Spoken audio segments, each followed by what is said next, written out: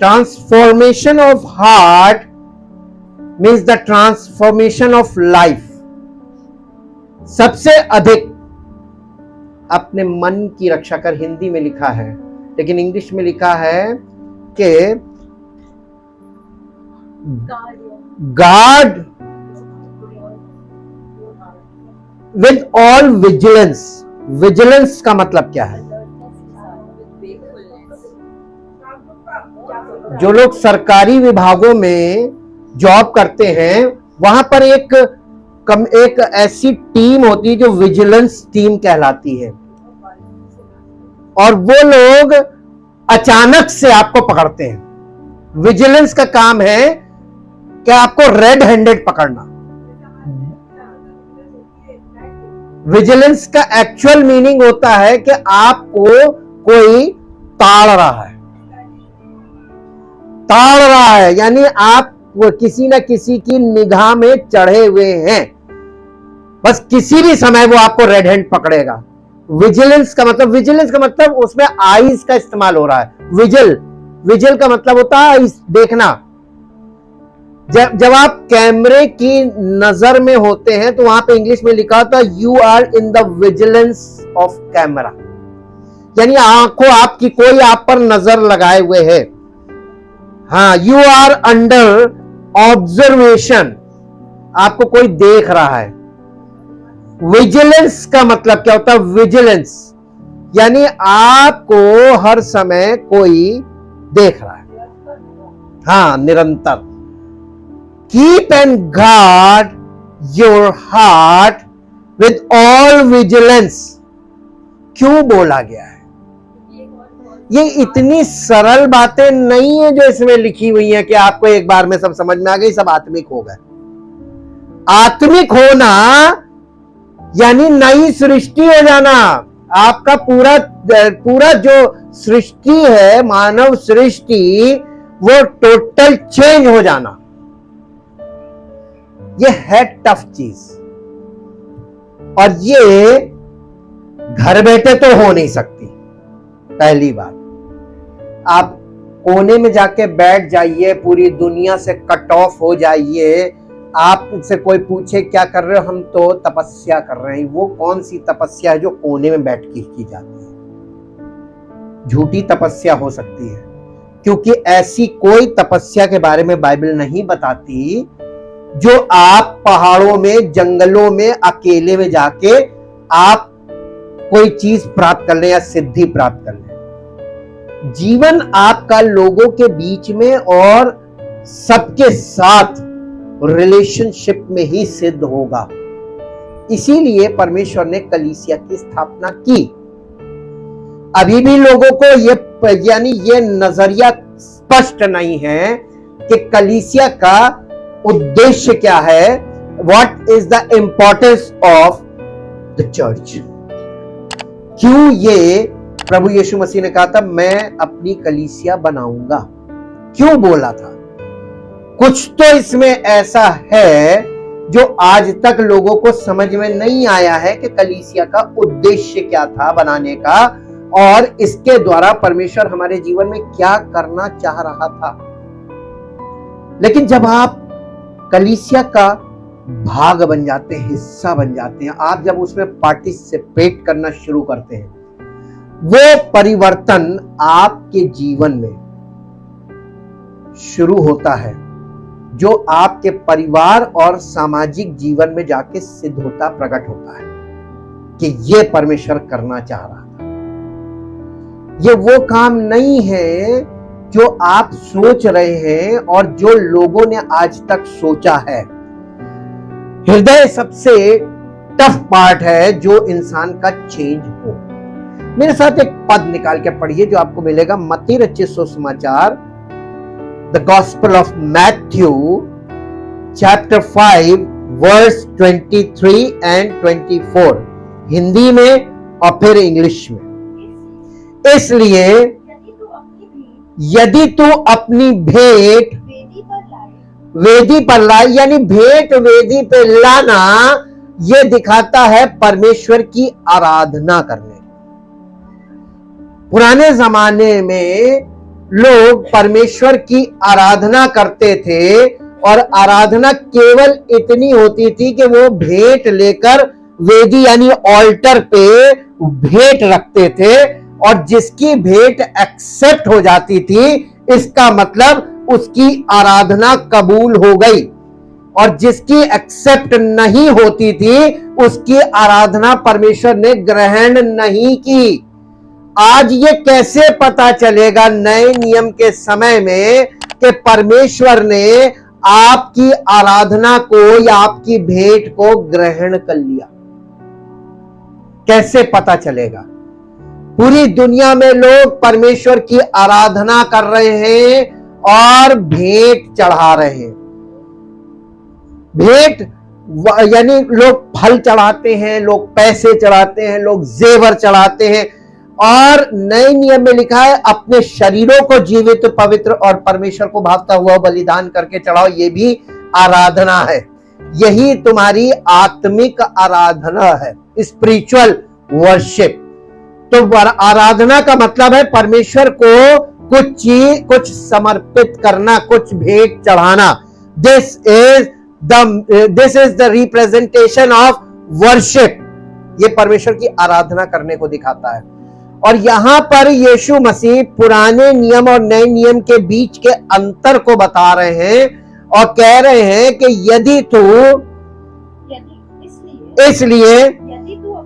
यदि तू अपनी भेंट वेदी पर लाए और when you come to worship the Lord, जब तू आराधना करने के लिए आए, अब मैं आपको सरल भाषा में बोल रहा हूं, और वहां आराधना करने से पहले ऑल्टर के पास जब आप जाते हैं यानी परमेश्वर की प्रेजेंस में आते हैं और आपको ये याद आ जाए कि तेरे भाई के मन में यानी तुम्हारे और उसके बीच कुछ मनमुटाव है, तो आराधना करने लगना। Your worship never accepted, कभी नहीं आराधना ग्रहण होगी। आज पूरी दुनिया में लोग आराधना कर रहे हैं, किसकी कर रहे हैं भैया? परमेश्वर तो ग्रहण नहीं करता। ये आराधना का भूखा कौन है? जब आप टेम्पटेशन ऑफ जीसस को देखते हैं, किसने कहा था मुझे झुककर दंडवत कर, यानी आराधना कर? इसका मतलब शैतान आराधना का भूखा है और पूरी दुनिया किसकी आराधना कर रही है? But they don't know whom they worship, किसकी वो आराधना कर रहे हैं उनको नहीं मालूम। Everybody is worshipping God but they don't know whom they worship। आराधना का भूखा कौन है? परमेश्वर आपकी आराधना कभी नहीं ग्रहण करेगा, लिख लीजिए। इतनी टीचिंग आपको फालतू में नहीं दी जा रही है, इतनी गहराई की बातें आपको फालतू में नहीं, क्योंकि आपका दिल इतना ढीठ है और ऐसा है जो कभी बदल नहीं सकता। पत्थर, हार्ट इज डिसीटफुल और our hearts are stony heart. पत्थर वाला दिल है, पिघलता नहीं है। ऐसे दिल के लोग आराधना तो करते हैं, लेकिन किसकी? क्वेश्चन है। जब आप आराधना करते हैं, दुनिया को आराधना करते देखते हैं, आप उनसे कभी भी प्रेरित मत होइएगा आराधना से। वो आराधना जो दुनिया में की जा रही है, वो आराधना परमेश्वर की आराधना नहीं है, पहली बात। और परमेश्वर ऐसी आराधना एक्सेप्ट नहीं करता। परमेश्वर आराधना करने वालों को पहले करेक्ट करता है, फिर उनके हार्ट को चेंज करता है और उनको इस निष्कर्ष तक लेकर जाता है ताकि वे परमेश्वर को पहले जाने और परमेश्वर को जानकर परमेश्वर को क्या पसंद है वैसी आराधना करें। परमेश्वर आत्मा और सच्चाई से आराधना करने वालों को ढूंढ रहा है। God is also searching worshippers, those who worship in spirit and in truth, जो वास्तव में आत्मा में उसकी आराधना करना चाहते हैं, ऐसे लोगों को ढूंढ रहा है, लेकिन उसको मिल नहीं रहे। क्योंकि आराधना करने वालों की कमी नहीं है संसार में, लेकिन आत्मा और सच्चाई से आराधना करने वालों की बहुत कमी है। इसलिए यीशु मसीह यहां पर कह रहे हैं, this is the basic principle about worshipping God. जब तू अपनी भेंट वेदी पर लेकर आए, यानी जब तू आराधना करने आए इन द प्रेजेंस ऑफ गॉड, वेदी क्या है? परमेश्वर की उपस्थिति, और वहां तुझे याद आ जाए कि तेरे भाई के मन में, यानी तुम्हारे बीच रिलेशनशिप में कुछ डिस्कॉर्ड है, तो अपनी भेंट वही वेदी के सामने छोड़ दो और जाकर सबसे पहले जाओ, पहले अपने भाई से मेल मिलाप कर तब आकर भेंट चढ़ाओ। कलीसियाओं में लोग आराधना करने में लगे हुए हैं, लेकिन दिल नहीं मिल रहे। परिवार में डिस्कॉर्ड है। In your family and in your relationships आपके कितने डिस्कॉर्ड है। और दूसरी बात, इन द चर्च, कलीसिया में आपका शत्रु भी है, आपका विरोधी भी है, और आप आराधना कैसे कर सकते हैं बिना मेल किए? इसका मतलब आराधना ग्रहण होगी नहीं अगर आपके दिल में डिस्कॉर्ड है। पॉइंट नोट कर लीजिएगा। हो सकता है कि आपको अभी इतनी सामर्थ्य ना हो कि आप इस डिस्कॉर्ड को तुरंत दूर करें, लेकिन नेक्स्ट टाइम जब आप परमेश्वर की उपस्थिति में, अगर आप चाहते हैं कि परमेश्वर की सामर्थ आपके जीवन में कुछ करे, तो पहले उस डिस्कॉर्ड को दूर करके आइएगा। परमेश्वर कभी भी डिस्प्यूटेड पर्संस को एक्सेप्ट नहीं करता। वो हमेशा उस व्यक्ति को जो ईमानदार होता है और मान लेता है कि हाँ, आपको अपना वो जो यानी जो जिस कारण से आप एक दूसरे से कट ऑफ हैं या कोई नाराजगी हो गई है कुछ, पहले उसे खत्म कर दो। अपने हृदय को एकदम निर्मल कर लो। भले बोलचाल मत रखो, भले बहुत नजदीकी मत रखो, लेकिन विरोध बिल्कुल नहीं किसी के प्रति होना चाहिए मन में। इतना निर्मल होना चाहिए आपका हृदय। दिल से क्षमा कर देना आपके लिए कितना जरूरी है परमेश्वर की उपस्थिति में आने के लिए। अगर आप चाहते हैं कि आपको परमेश्वर की उपस्थिति का अनुभव हो, तो आप अपने हृदय के सारे विरोध आपस में, यानी सारे डिस्प्यूट्स को सॉल्व कर लो। कहने का मतलब ये एकदम नॉर्मल, और एक ऐसा बैलेंस्ड सिस्टम रखो कि दोबारा आपका ये जो डिस्कॉर्ड हो जाता है, ये डिस्कॉर्ड ना हो। हाँ की हाँ, ना की ना, एक गैपिंग रखो आपस में। When you are in the presence of God, जब आप परमेश्वर की उपस्थिति में हो, ये बहुत आवश्यक चीज है। ये पहली सदी की कलीसिया का बहुत खास मुद्दा था। वहां आपस में उनमें किसी में डिस्कॉर्ड नहीं हुआ करता था। जब आप प्रेरितों के काम में पढ़ते हैं कि वे सब एक जगह, मेरे साथ पढ़ दीजिए, इसको यहां पे रोक लीजिएगा। प्रेरितों के काम 2 अध्याय, उसका पहला पद पढ़िए, हिंदी में और फिर इंग्लिश में। हिंदी में बहुत जल्दी क्लियर नहीं। जब पेंटेकोस्त का दिन आया तो वे सब, कौन? यीशु मसीह के चेले, वे सब एक जगह इकट्ठे थे। इंग्लिश में पढ़ दीजिए, इसमें हिंदी में क्लियर नहीं हुआ। इकट्ठे होने का मतलब भी है, and when the day of Pentecost had fully come, they were all assembled together in one place, when suddenly there came a sound from heaven like the rushing of a violent tempest blast, and it filled the whole house in which they were sitting, यानी वो जगह जहां पर वो जमा थे, वो पूरी जगह उस चीज से भर गई, प्रेजेंस से, परमेश्वर की उपस्थिति से। अब इसी का एक और पद पढ़ दीजिए जो आपको मिलेगा। यहाँ पे क्या लिखा? नहीं, 5 अध्याय निकालो। हाँ, ये विश्वास करने वालों की मंडली, ये कौन सा पद है? 4 अध्याय और उसका 32 पद। विश्वास करने वालों की मंडली एक चित्त, इसका मतलब क्या होता है? इंग्लिश में पढ़ लो। Now the company of believer, this is called church. इसी को कलीसिया कहते हैं। यही है कलीसिया। कलीसिया को पहले पहचानो कि कलीसिया का मतलब क्या है।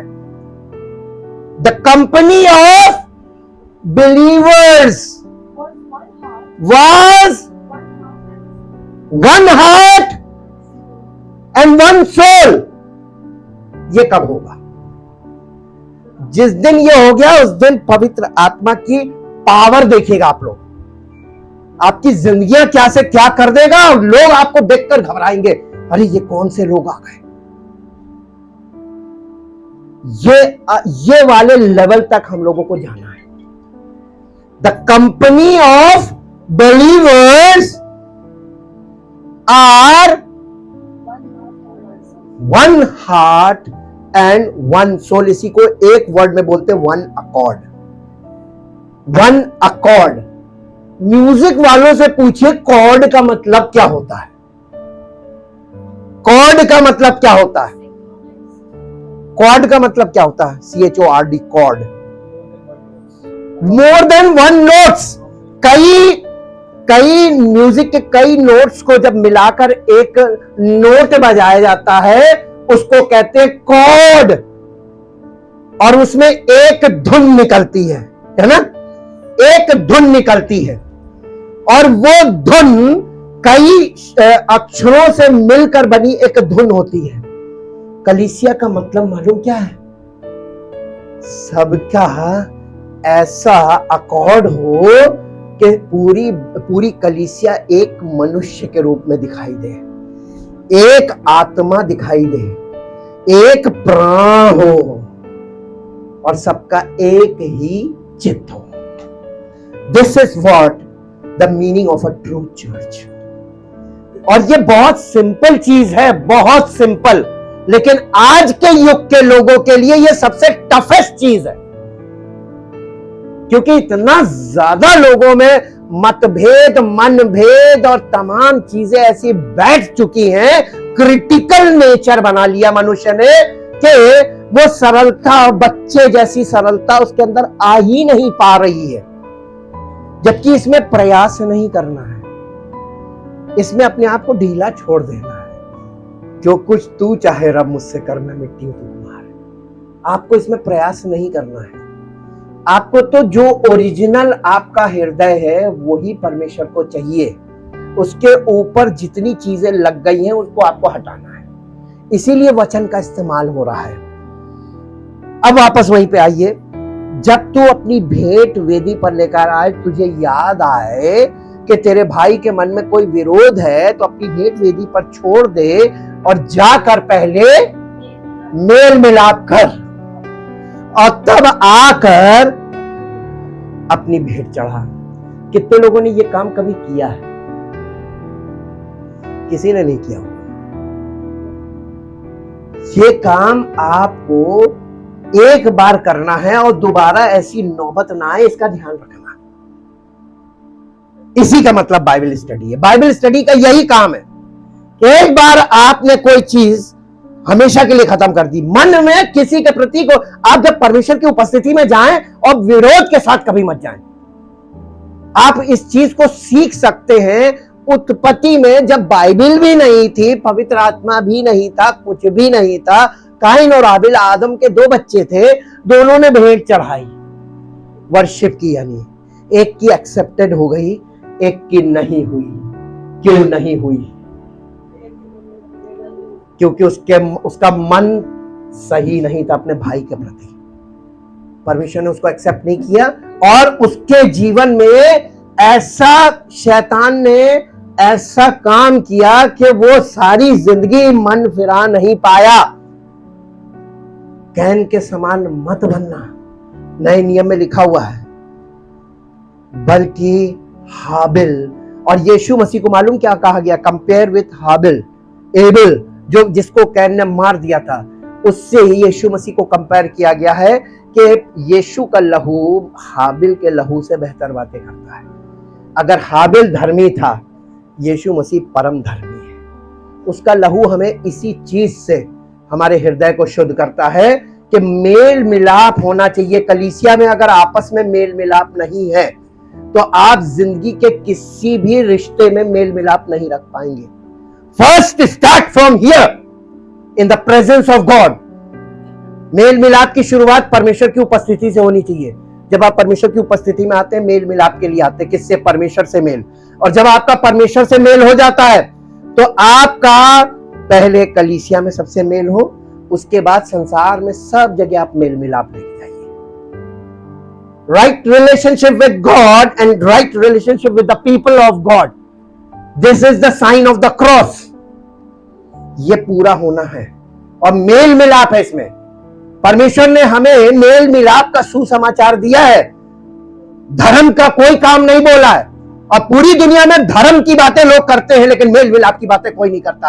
आज लोग दुश्मन बने हुए एक दूसरे के, और परमेश्वर नफरत करता है, क्योंकि ये नफरत जो फैलती है आपस में, परमेश्वर बर्दाश्त नहीं करता। कहता तो इसमें मैं कुछ करूंगा नहीं, तुम आपस में एक दूसरे का सत्यानाश करोगे। और वो हो रहा है।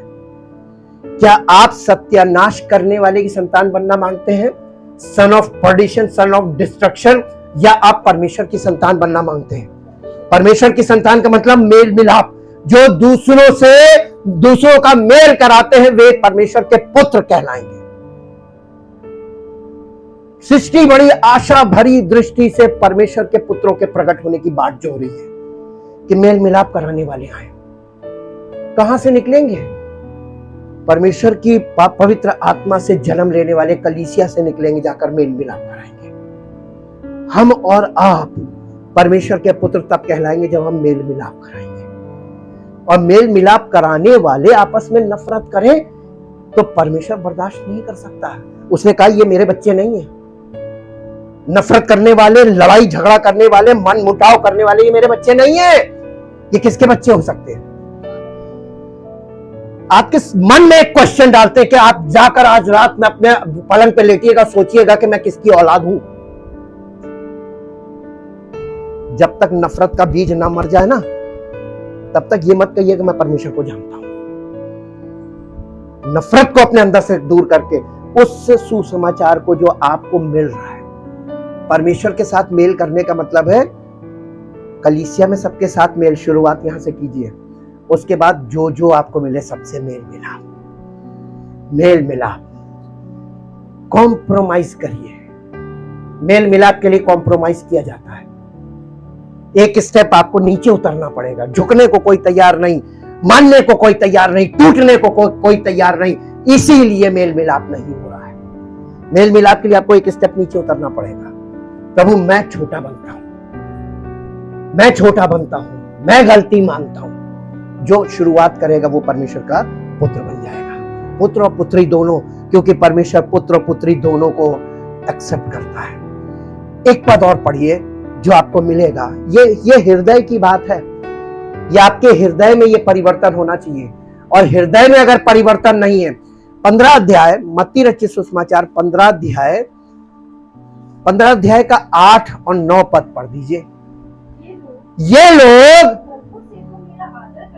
परमेश्वर का आत्मा कह रहा है, ये लोग होठों से तो मेरा आदर करते हैं पर उनका मन, ये इसको रिलीजन बोलते हैं। जब मन में कुछ ना हो, सिर्फ होठों से हो, lip service, this is called religion. और दुनिया में रिलीजन की कमी नहीं है। दुनिया में कमी मालूम काहे की है? काहे की कमी बताइए? सच्चाई की। दिल की सच्चाई कहीं नहीं है। परमेश्वर कह रहा है ये लोग होठों से तो मेरा आदर करते हैं पर उनका मन मुझसे, परमेश्वर कहता होठों से मत करो, लेकिन जब करो तो दिल से करो। यही है नया नियम। जिस दिन आपका दिल काम करने लगे, मुंह बंद हो जाए, समझ जाना ये परमेश्वर का आत्मा काम कर रहा है। स्पिरिचुअल लाइफ का मतलब है मुंह से कुछ नहीं बोलना, दिल से सब कुछ करने शुरू कर देना, दिल से चलने लगना, दिल से मानने लगना, मुंह से कुछ नहीं बोलना। इसको कहते हैं स्पिरिचुअल लाइफ, इसको कहते हैं मसीही जीवन, जो आप और हम अपनी हिकमत से, अपनी बुद्धि से, अपनी शारीरिक क्षमता से नहीं जी सकते। जब तक कि पवित्र आत्मा हमारे अंदर ना हो, हम नहीं जी सकते हैं। ये वो जीवन है जो परमेश्वर हमारे हृदय में डालता है। The source of life is our heart, and our heart is disconnected with God. Discord है हमारा हार्ट, परमेश्वर से कभी नहीं मैच नहीं करता। हमारा दिल संसार के लोगों से मैच करता, हमारा दिल शारीरिक लोगों से मैच करता, हमारे विचार शारीरिक लोगों के विचार जैसे हैं। यहां पे लिखा हुआ है कि ये लोग होठों से तो मेरा आदर करते हैं परंतु इनका दिल मुझसे दूर रहता है।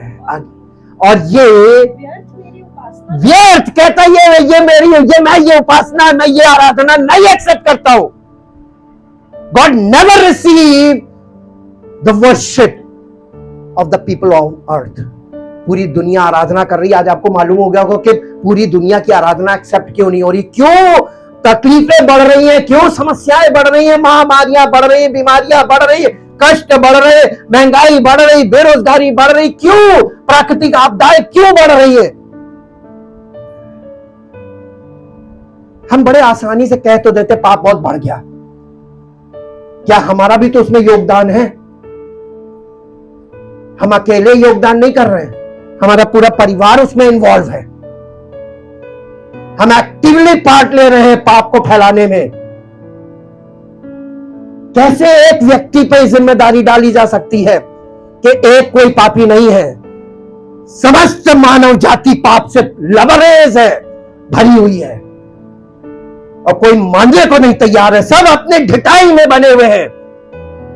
कितनी भी आप बाइबल पढ़ लो, शब्द आपके माइंड में जाएंगे, लेकिन अंदर परिवर्तन नहीं होगा जब तक कि शुरुआत नहीं करोगे।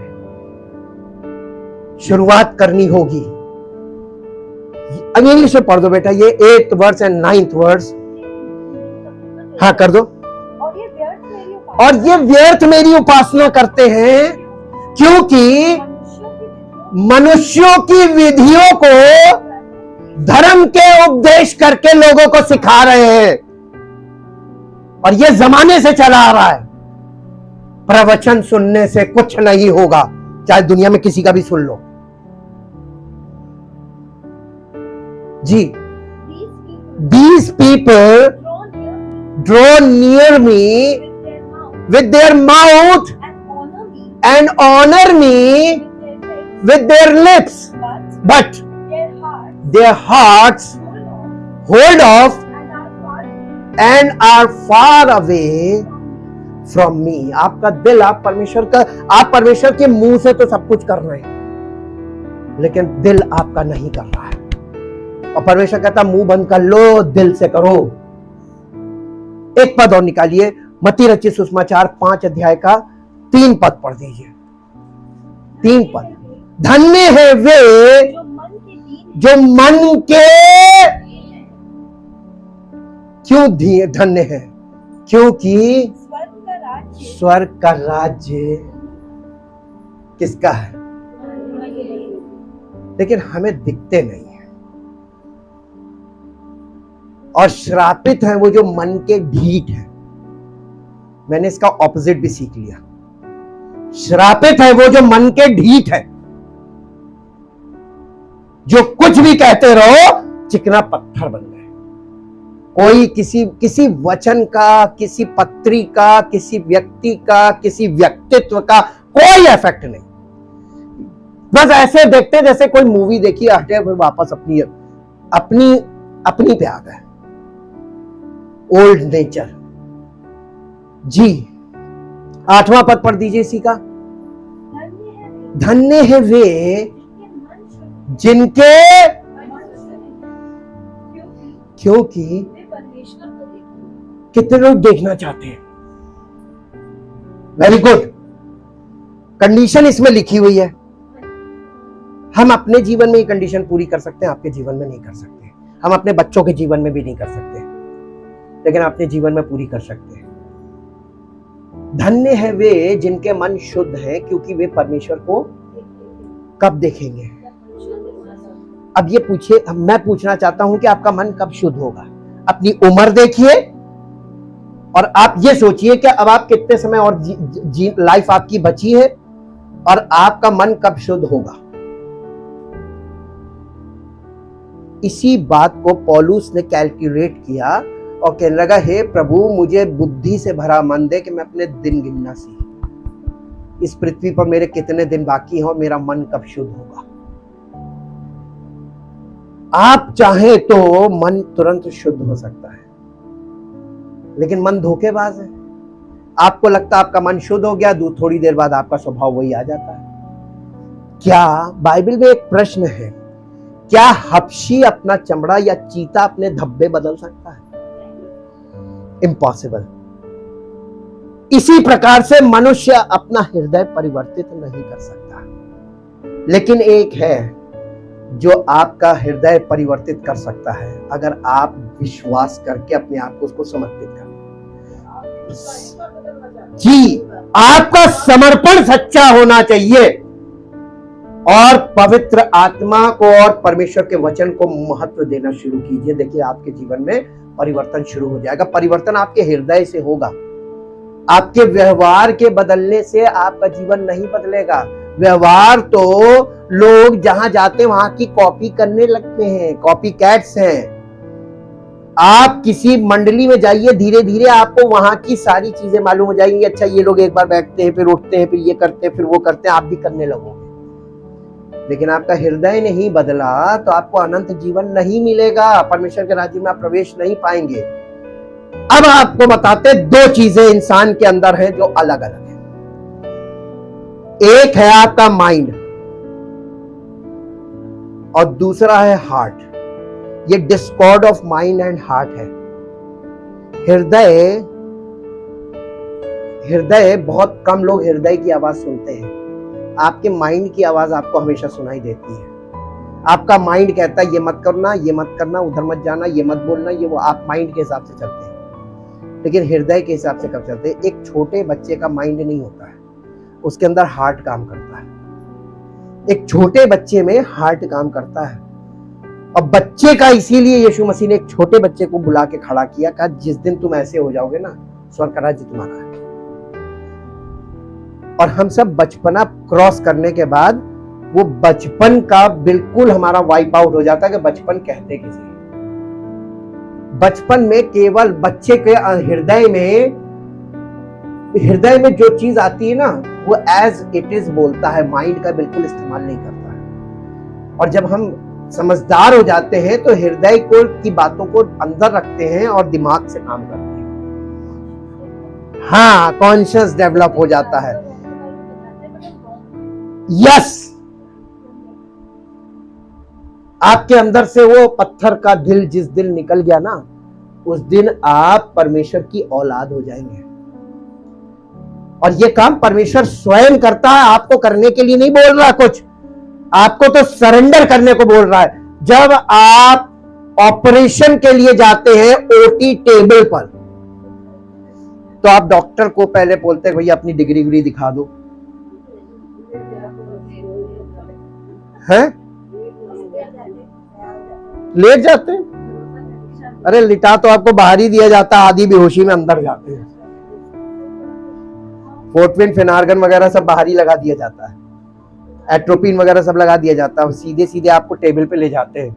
उस समय आप सेमी कॉन्शियसनेस में होते हैं और उस समय फिर एक टीम काम कर रही होती है जिसमें एनेस्थेसिस्ट जो होता है वो आपको बेहोशी की स्टेजेस में डाल के रखता है, उसका कंटिन्यूअस काम होता है। और जो सर्जन होते हैं, सर्जन की टीम काम कर रही होती है आपकी बॉडी पे, लेकिन एनेस्थेसिस्ट अपना काम कर रहा होता है। एनेस्थेसिस्ट आपको बेहोश करके चला नहीं जाता है, वो मौजूद रहता है, वो उसका काम तब तक है जब तक सर्जन कंप्लीट ना कर ले, तब तक स्टेजेस चेंज करता है। कहीं ऐसा ना हो कि आप बहुत भयानक बेहोशी में चले जाए, कोमा में चले जाओ, खत्म हो जाए, इसलिए वो आपकी स्टेजेस को अप एंड डाउन करता है। बस इतना रखता है कि आपको बिल्कुल पता ना चले, बॉडी हिले ना पेन से। परमेश्वर के हाथों में अपने आप को ऐसे ही समर्पित कर दो, प्रभु मैं मिट्टी हूं, तू कुम्हार है। इतना समर्पण चाहिए, सच्चा समर्पण चाहिए एक्चुअली, और कुछ नहीं है। एकदम आप अपने आप को समर्पित कर दिए, प्रभु मैंने अपनी जिंदगी जी ली, मैं थक चुका हूं अपनी जिंदगी से, मैं परेशान हो गया अपने जीवन से, मैं अपना जीवन आपको देता हूं, मुझे ले और अपने योग्य बर्तन बना ले। जिस दिन आपने 100% अपने आप को सरेंडर कर दिया, बाकी काम उसका है। फिर आपको इफ एंड बट नहीं करना है, फिर आपको अपनी बुद्धि नहीं लगानी, आपको अपनी शक्ति नहीं लगानी, कुछ नहीं करना है। मसीह जीवन में कोई प्रयास नहीं है, कोई वर्क नहीं है। इसीलिए कठिन है सीखना, समझाना कि ये है क्या। अब मेरे साथ एक पद निकालिए जो आपको मिलेगा रोमियो की पत्री, उसका 8 अध्याय, रोमियो की पत्री उसका 8 अध्याय, उसका पहला पद। अतः अब जो मसीह यीशु में है, उन पर, किन पर? Those who are in Christ. In Christ की बात कर रहे हैं। इन क्राइस्ट में आपको अभी तक क्लियर नहीं कर पाया, ये मेरी मजबूरी कह लीजिए या ये कह लीजिए कि ये कोई स्पष्ट नहीं कर पाएगा। इन क्राइस्ट का मतलब मसीह में, और मसीह में का मतलब होता है कलीसिया में, in the body of Christ. You are grounded in the body of Christ. जब आप मसीह की देह में गाड़ दिए गए, रोप दिए गए, फिक्स कर दिए गए इन क्राइस्ट, जब आप मसीह की देह में आ गए, if you are in Christ, उन पर दंड की आज्ञा नहीं। इंग्लिश में पढ़ दो बेटा। हाँ, क्योंकि वे शरीर के अनुसार नहीं, ये बात ब्रैकेट में लिखी हुई है, क्योंकि वे शरीर के अनुसार नहीं वरन आत्मा के अनुसार चलते हैं। कौन? जो मसीह में है, इन क्राइस्ट, यानी उसकी कलीसिया का हिस्सा बन गए। अब आपने अपना जीवन खत्म कर दिया, physical life, social life, physical life, ये चीजों को आपने एकदम कट ऑफ कर लिया संसार से। अब मैं मसीह के लिए जीऊंगा, मसीह में मरूंगा, मसीह का हूं। अब ये वाली स्टेज जब आती है, यू आर इन क्राइस्ट, उन पर परमेश्वर का वचन कह रहा दंड की आज्ञा नहीं है। इंग्लिश में पढ़िए, देखिए और क्लियर होगा। Therefore there is now no condemnation, no adjudging, guilty of wrong for those who are in Christ Jesus, who live and walk not after the dictates of the flesh, but after the dictates of the dictates का मतलब क्या होता है? Dictate, आपको कभी school में dictation मिला है? सुन के लिखना या सुन के चलना? आप किसकी सुनकर चल रहे हैं? Who is dictate you?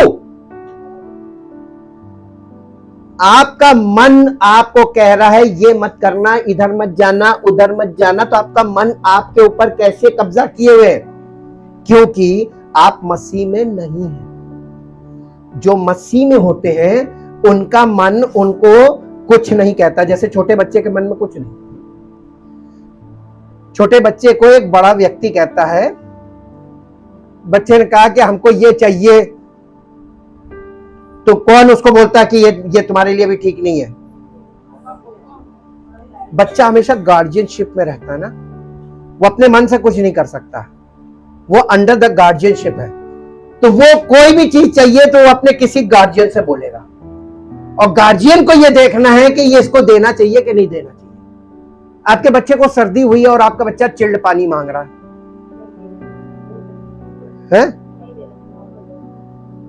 क्यों नहीं देना? लेकिन वो जिद करेगा।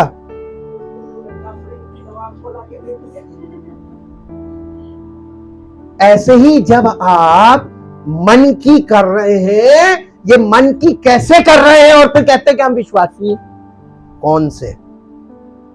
आपका जीवन बता रहा है कि आप विश्वासी नहीं है।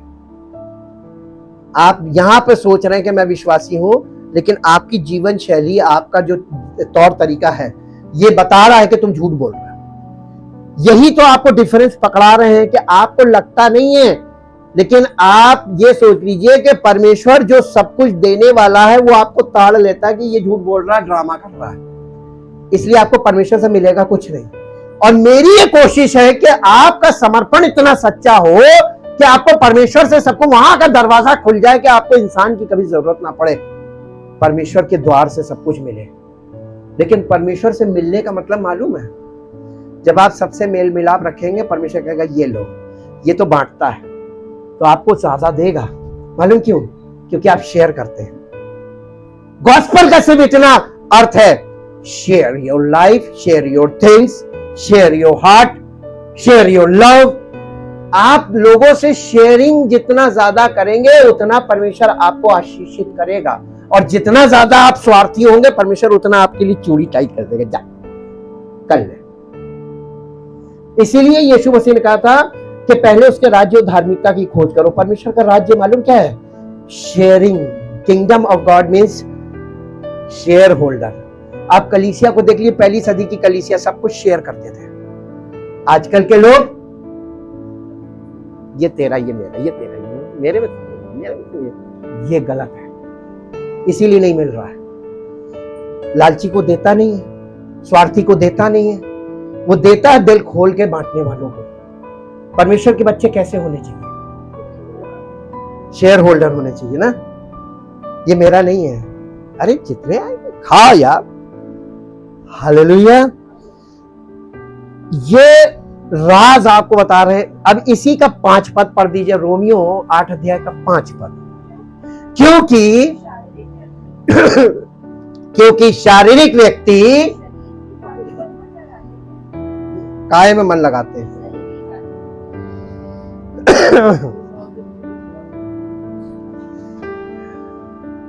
शारीरिक व्यक्ति और परंतु आध्यात्मिक आत्मा की बातों पर। अब आप कौन सी बातों पर मन लगाते हैं? यह आपके लिए प्रश्न है। कौन सी बातों में मन लगा रहे हैं? हैं? क्यों?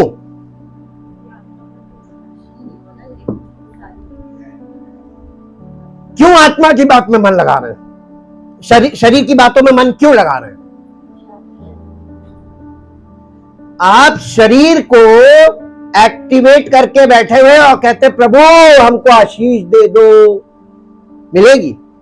परमेश्वर तो आत्मा है। पहले आपको परमेश्वर के स्वरूप को पहचानना होगा, और उस स्वरूप में परमेश्वर आपको परिवर्तित करेगा, तब आप परमेश्वर का आत्मा का परमात्मा से मेल होगा। हम जब आत्मा होंगे तब परमात्मा का हमारे साथ संपर्क होगा। यही नए नियम का यही पूरा प्रोसेस है जी।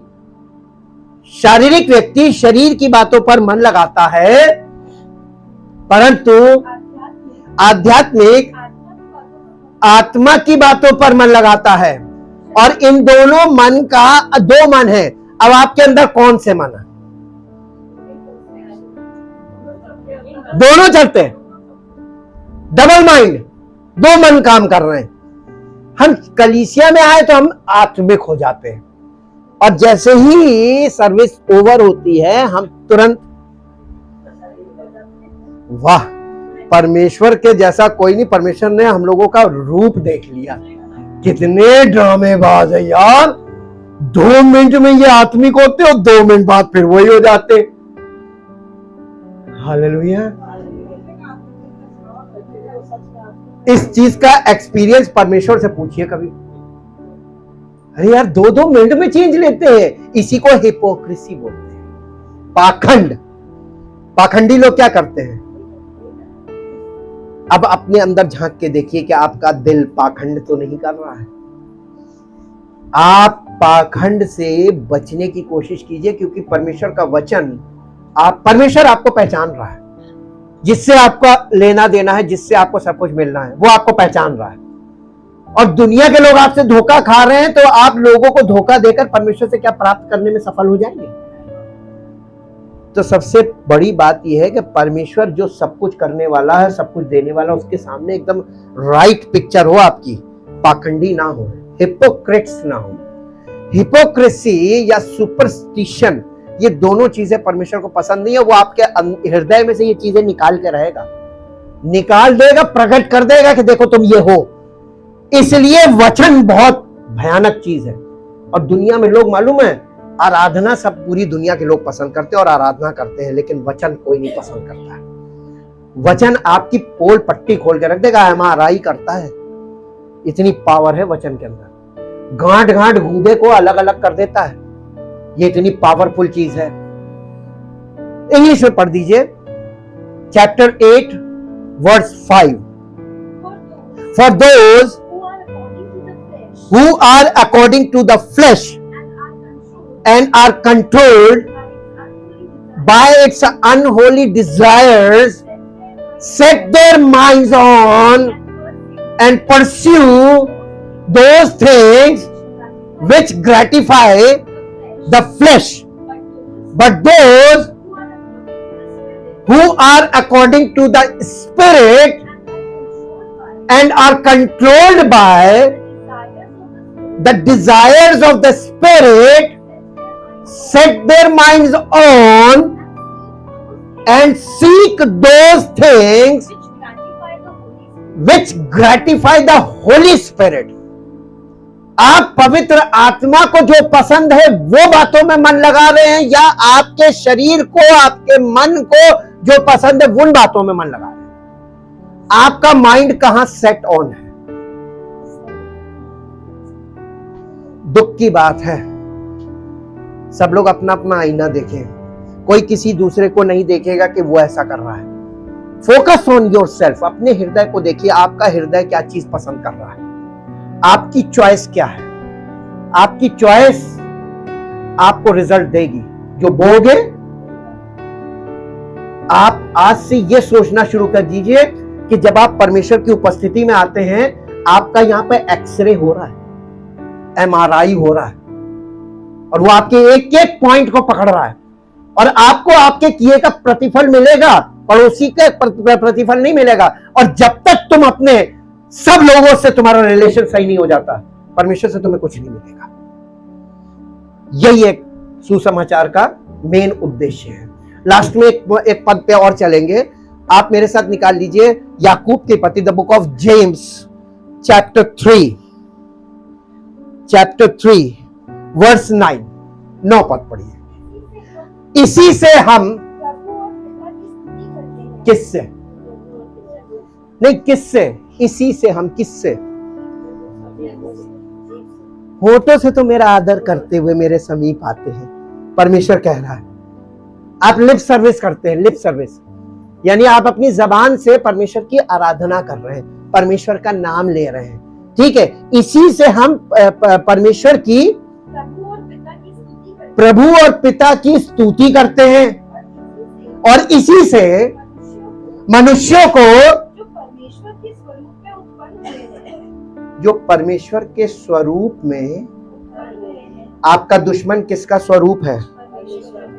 तो आपको परमेश्वर दुश्मन दिखाई दे रहा है।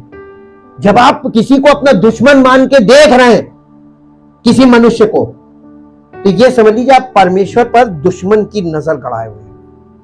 उस समय आपको मेरी ये बात याद आ जाए कि अरे ये मैं क्या कर रहा हूं। इसी से आप प्रभु और परमेश्वर पिता की आराधना करते हैं और इसी से मनुष्यों को जो परमेश्वर के स्वरूप में उत्पन्न हुए हैं श्राप देते हैं। जी हाँ, एक ही मुंह से, बड़ा बहुत कठिन सवाल है, एक ही मुंह से धन्यवाद और श्राप, एक ही मुंह से। आप अपने घर में एक प्रैक्टिकल करिएगा। वाटर प्योरीफायर आपके पास होगा या वाटर कंटेनर जिसको बोलते हैं, वाटर कूलर बोलते हैं। पानी उसमें एकदम आरओ का पानी भरिएगा। उसकी एक ही टोटी होती है और टोटी से आप बार बार निकाल के देखिएगा गंदा पानी आ रहा है कि नहीं आ रहा, देखिएगा। और अगले संडे में बताइएगा कि हमने पूरे दिन देखा उसमें से गंदा पानी निकला ही नहीं। क्यों नहीं निकला? जब आपने उसमें फिल्टर वाटर भरा हुआ है तो उसमें गंदा कहां से आएगा? हालांकि आपका वाटर कंटेनर जो है जिसमें आपने पानी भरा है साफ, वो साफ होना चाहिए। अगर वो गंदा है और उसमें आपने आरओ पानी भर दिया तो टोटी खोलेंगे हर बार गंदा ही निकलेगा। कैसे? अब ये बताइए कि आप परमेश्वर का वचन आपके अंदर, ये आरओ वाटर है, हर संडे जा रहा है, डेली जा रहा है, सब कुछ जा रहा है, और फिर भी जब मुंह खुल रहा है तो आपके मुंह से गंदा, टोटी से गंदा पानी कैसे निकल सकता है? कंडीशन कहां प्रॉब्लम है? कंटेनर में प्रॉब्लम है, और वो कंटेनर है हार्ट।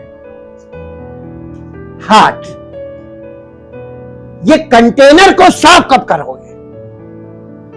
अपने मन को, अपने हृदय को शुद्ध रखना। एक बार अगर शुद्ध हो गया, उसके बाद उसको कंटिन्यू शुद्ध रखने का तरीका यह है कि उसमें जितनी बार आप इनपुट डालें वो आरओ का पानी ही डालें, फिल्टर्ड वाटर। अगर आपने सब तरीके का उसके अंदर डालना शुरू किया तो इसका मतलब आप लोगों के, दुनिया के सारे विचारों को अपने हृदय में जब लेने लगते हैं तब पॉल्यूटेड हार्ट हो जाता है, और फिर उसमें ये शुद्ध जल अशुद्ध हो जाता है अंदर जाके। आपका परमेश्वर का वचन आपके दिल में जाके अशुद्ध हो जाएगा।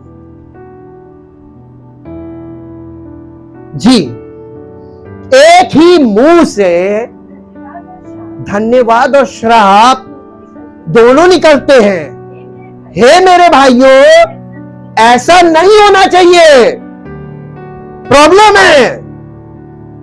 जी, क्या सोते के एक ही मुंह से मीठा और खारा जल दोनों निकलता है क्या? ये इज इट पॉसिबल? तो ये तुम्हारे जीवन में कैसे हो रहा है? जी, हे मेरे भाइयों, क्या अंजीर के पेड़ में जैतून या दाख की लता में अंजीर लग सकता है? वैसे ही खारे सोते से मीठा पानी नहीं निकल सकता जब तक आपका हृदय नहीं शुद्ध है। सब कुछ ड्रामा है। Thank you Jesus, thank you Jesus. Last में वर्ष निकालेंगे प्रार्थना में चलने से पहले। मेरे साथ निकाल लीजिए यहेजकेल की पुस्तक 36 अध्याय, उसका 25 पद से पढ़िए। यहेजकेल की पुस्तक, मैं तुम पर शुद्ध जल छिड़कूंगा और तुम शुद्ध हो जाओगे। ये कौन कह रहा है? Who said this? God the Father, परमेश्वर पिता कह रहा है कि मैं तुम पर शुद्ध जल छिड़कूंगा और तुम शुद्ध हो जाओगे, और मैं तुमको तुम्हारी सारी अशुद्धता से और मूर्तों से शुद्ध करूंगा। कौन करेगा? लेकिन जब आप अपने आप को समर्पित करेंगे तभी तो करेगा। जी, मैं तुमको नया मन दूंगा और तुम्हारे भीतर नई आत्मा उत्पन्न करूंगा और तुम्हारी देह में से पत्थर का हृदय निकालकर तुमको मांस का हृदय दूंगा और मैं अपना आत्मा तुम्हारे भीतर देकर ऐसा करूंगा कि तुम मेरी विधियों पर चलोगे और मेरे नियमों को मानकर उनके अनुसार करोगे और उसके बाद तुम्हारा जीवन आशीषों से भर जाएगा और जो तुम्हारे संपर्क में आएगा उसको भी मैं शुद्ध कर दूंगा। ये परमेश्वर का कार्य है जो वो हमारे जीवन में करना मांगता है। हमारे अंदर से पत्थर का हृदय निकालकर हमें मांस का हृदय देना मांगता है। यानी ये एक्सचेंज ऑफ हार्ट्स हो रहा है कि नहीं हो रहा है? जब आप कलीसिया में आ रहे हैं तो परमेश्वर यहां पे ऑपरेशन करना चाहता है हम सबका, हार्ट ऑपरेशन। और ये हार्ट ऑपरेशन ये परमेश्वर ही कर सकता है और कोई नहीं कर सकता। ये किसी मनुष्य के बस की बात नहीं है। जितने लोग चाहते हैं कि उनके जीवन में ये ऑपरेशन परमेश्वर करे, वो अपने स्थान पे खड़े हो जाए। Thank you Jesus, thank you Jesus. परम पिता परमेश्वर, आप हम सब के जीवन में एक बहुत बड़ा काम करना चाहते हैं और वो काम ये है कि आप हमारे पत्थर के दिल को निकाल कर हमें मांस का हृदय देना मांगते हैं, ताकि उस मांस का हृदय देने के बाद आप हमें अपनी आत्मा से भर दे और हमारा जीवन आपकी महिमा का कारण बन जाए। हे पिता परमेश्वर, आपकी मर्जी हमारे जीवन में ऐसे ही पूरी हो जैसा आपके वचन में लिखा हुआ है। जो आपने अपनी इच्छा को प्रकट किया है कि आप हमारे जीवन में ये करना चाहते हैं, हम अपने आप को आपके सामने अवेलेबल करते हैं, उपलब्ध करते हैं, ताकि प्रभु आपकी मर्जी हमारे जीवन में ऐसे ही पूरी हो जैसा आपके वचन में लिखा है और हमारा जीवन आपकी महिमा का कारण वैसा ही बने जैसा आपके वचन में लिखा है, ताकि हमारा जीवन, हम सबका जीवन एक सा जीवन हो, एक चित्त और एक मन वाला जीवन हो और हमें देखकर लोगों को यह पता चल जाए कि परमेश्वर अद्भुत आश्चर्य करने वाला परमेश्वर है और हम सब के द्वारा आपका प्रेम फैलाने में हम वो काम करें। हम आपके प्रेम को लेकर संसार के लोगों में जाएं, हम मेल मिलाप का सुसमाचार लेकर जाएं और हम लोगों से संपर्क करें। हम लोगों को, जो टूटे मन के लोग हैं, जो परेशान हाल लोग हैं, जो निराश लोग हैं, उन लोगों से संपर्क स्थापित करें इस हफ्ते और परमेश्वर आपका प्रेम उनके साथ बांटे और आपकी उपस्थिति में लाने का काम करें, ताकि प्रभु हम स्वार्थी जीवन नहीं बल्कि प्रेम का जीवन व्यतीत करना शुरू करें। आपका प्रेम हमारे द्वारा कार्य करना शुरू करें और सारी महिमा आपको मिले और इसके बदले में प्रभु लोगों के जीवन में आपकी अद्भुत सामर्थ प्रकट हो और अद्भुत आश्चर्य कर्मों के द्वारा आपका नाम नहीं होता है। धन्यवाद के साथ इस प्रार्थना को आपके प्रभु यीशु मसीह के नाम से मांगते हैं, आमीन।